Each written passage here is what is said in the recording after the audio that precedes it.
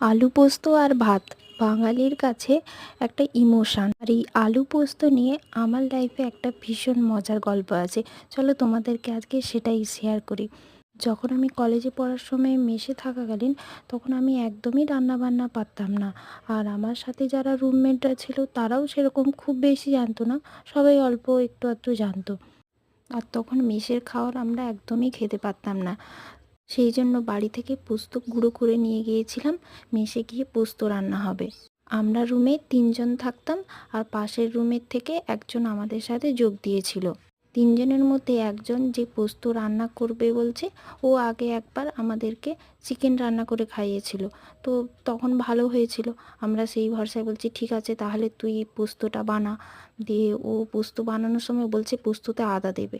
দিয়ে আমরা বাকি ৩ জনে বলছি না না, পোস্ততে আদা দিস না। ও বলছে না, পোস্তর মধ্যে আদা দিলে খুব ভালো লাগবে, আদার একটা ফ্লেভার আসবে। দিয়ে রান্নাও হয়ে গেছে। তারপর টমেটোকে খুব সুন্দর করে কেটে সাজিয়ে ছবিও তোলা হয়েছিল ফোনে। তারপর খেতে বসে দেখছি পুরো পোস্ত একদম তেতো হয়ে গেছে, একটুও খেতে পারিনি আমরা। তো আজকের ভিডিওটা এই পর্যন্ত, টাটা বাই।